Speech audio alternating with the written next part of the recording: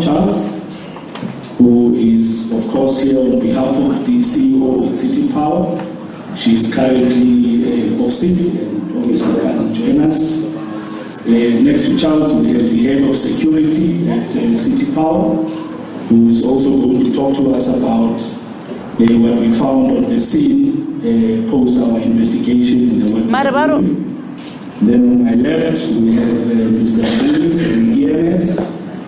He's head of operations and of course will respond to our immediate response that with the activation there.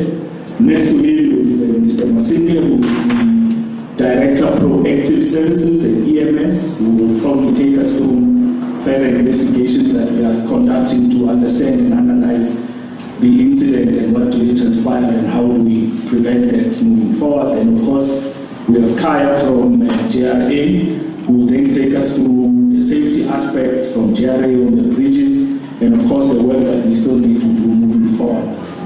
And the program is really going to be short, colleagues. I'm going to allow the city manager to then take us through the incident report, and it really has a flow from EMS to City Power, and then we'll close with JRA. And after that, we'll open up for questions.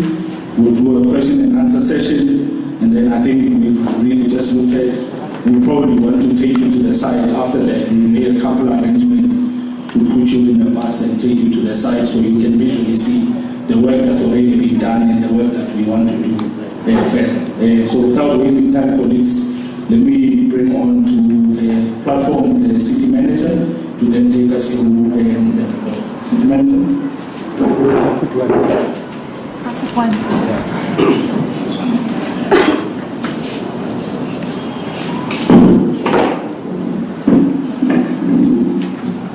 Thank you, Program Director.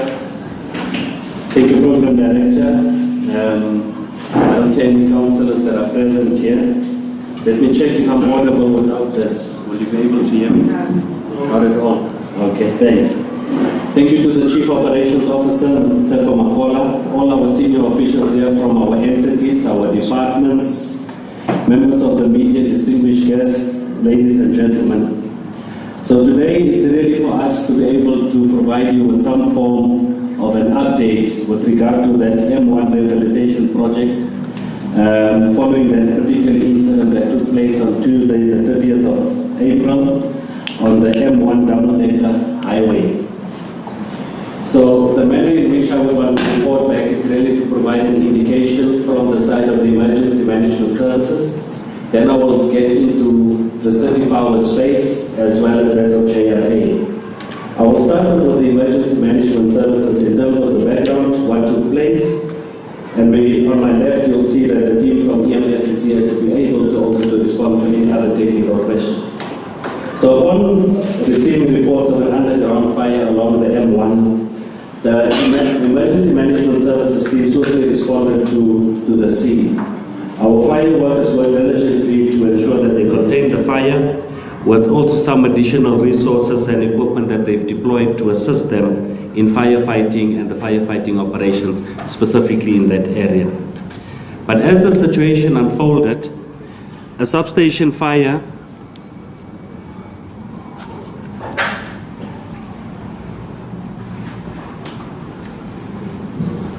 load shedding.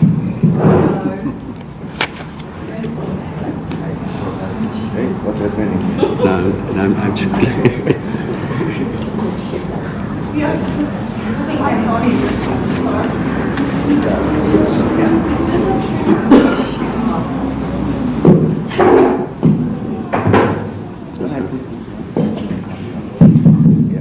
Okay, thanks. Let's try again.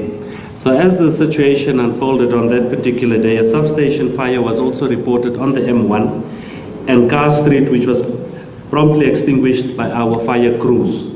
Subsequently, efforts were focused on the main fire along M1 next to Smith Street, where specialized equipment from City Power was utilized to access the cable network that was affected by that fire. So if you go back to site, and once we access the site today, the team from City Power will be able to explain to you it's about plus minus 450 meters of cable in that particular area that was affected. So due to the presence of that particular toxic smoke that emanated from the tunnel, the decision was then for us to close the M1 highway in both directions of Smith Street below the M1 to ensure the safety of our motorists in that area. And that was really indeed for us, one, on the side of reactive, but also it was also for us to prevent any possible issues and to ensure the safety of our motorists in that area.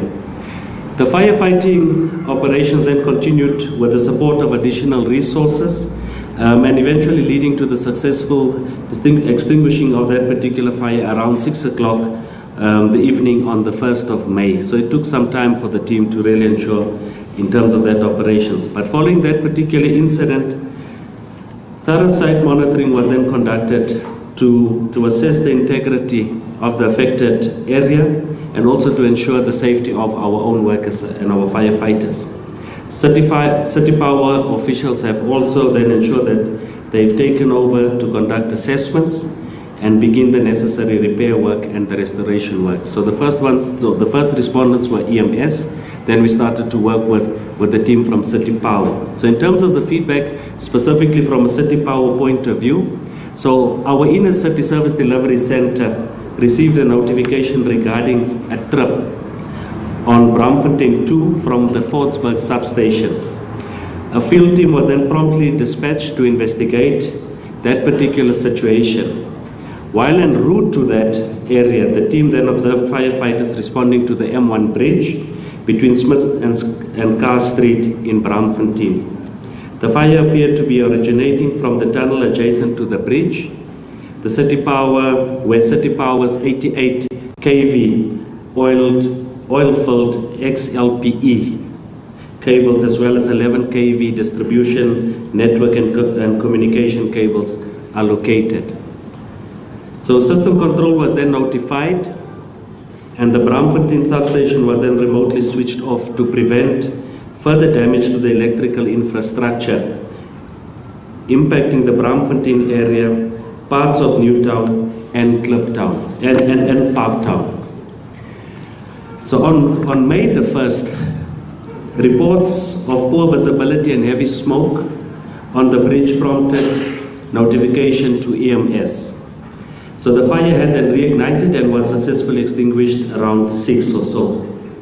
The freeway was temporarily closed on both sides and reopened around 1830 with only the left lane. So even if you go there now, you'll realize that the left lane southbound section of that area, it remains closed for ongoing rehabilitation of the affected area. Subsequent inspections on the 2nd of May took place, which revealed elevated temperatures in the tunnels, necessitating further assessment from the City Power team. So as the EMS team worked with City Power, as and when they detected that level of elevated temperatures, further work needed to be done. City Power then had to still explore backfeeding options where feasible and connecting institutions such as Wits University, Liberty Life, Brown Park, Sappi Building and Tusa House via alternative distributors. On the 3rd of May, the EMS team confirmed the absence of smoke or fire in the tunnel with temperature levels returning to normal. The site was then handed over to the JRA team for them to then ensure that they start to conduct structural integrity and assessments of the bridge. The JRA team then granted City Power clearance to lay the cables without heavy machinery in the tunnel. That was really to ensure that they follow the safety standards and also to ensure that the City Power Shack team are able to enter that particular area and that affected place there. But during the tunnel investigations, it was then clear that miscellaneous items were recovered, which prompted us to then look at our security review. We then brought in our security teams to be able to assess specifically on those miscellaneous items that they recovered there. Our City Power's senior management team were deployed to that site, linked with the Shack team, our energy management team, transmission, public lighting, insurance, and our IO team. They then convened an on-site meeting and a site in local inspection in order for them to be able to establish the cause specific of that fire, the extent of the damage, and the potential solutions and the immediate interventions for us to be able then to restore. Some of the key highlights that you then need to note: the Fordsburg and the Bramfontein substations remain structurally intact. Fordsburg substation is operational as we speak, while Bramfontein substation remains offline pending repairs, and our team from City Power will be able to indicate to you what are some of the processes and the solutions that we will be following, and what we are approaching and what we will be doing between today and tomorrow in that area. City Power is pursuing two approaches to address the outage. One is to replace the burnt cables. That is work in progress. So as and when we go to site, you will be able to see the contractor on site as they're installing new interconnector cables between Fort and Bramfontein substations. Linked to this, parallel to this, we also have insurance assessments that have been completed, and the claim has been lodged with the insurers. Ongoing communication efforts are being coordinated through the relationship management team and the key shareholders and stakeholders, councillors and residents at large. And all of this is also centralized through to our group communications department. Now, from a JRA, Johannesburg Roads Agency point of view and the progress to date, so the JRA has conducted an assessment of the damage caused by the fire, also revealing some structural damage to the bridge and support structures due to the electrical cables. Now, in terms of background, if you look at that particular bridge, that bridge was constructed around 1971 or 1972. So despite the fire damage, a recent inspection was also conducted around 2018-19 financial year, and the bridge was then declared to be in a good condition and safe for use. That was around 2018-19. So the team from JRA will also be able to indicate to you the type of work that they would have done each and other financial year linked to reactive and or preventative maintenance on those bridges. So some of the short-term interventions that are underway is really to ensure that we secure the falling concrete panel pieces of the bridge at Smith Street. You would have realized that there were some concrete panels that fell on that particular day, and that is linked to that excessive heat that I spoke about. And that was at Smith Street under the M1 section, and that is to prevent any further risk, ensuring road user safety. This solution will then include the installation of steel strips along the falling concrete panels, along the 500 meter or so strip of the affected span of the structure. So it is critical then to know there will be a specific steel structure that we'll put in place in the next 2 weeks to prevent those concrete to fall onto any motorists. Again, it's a preventative measure, and the teams will be able to explain that technically. That will be done in the next 2 weeks, and I've been informed that a contractor has been appointed specifically for this. In the long term, our principal visual condition inspection, which includes lab testing to assess the bridge structure with an estimated of about 10 million that we need to spend in the medium to long term. Again, it's something that we can explain to you whilst we're on site to be able to indicate to you what it is that we will be doing specifically on the bridge. As a city, we remain committed to prioritizing public safety and minimizing disruptions caused by these particular road closures in the affected area.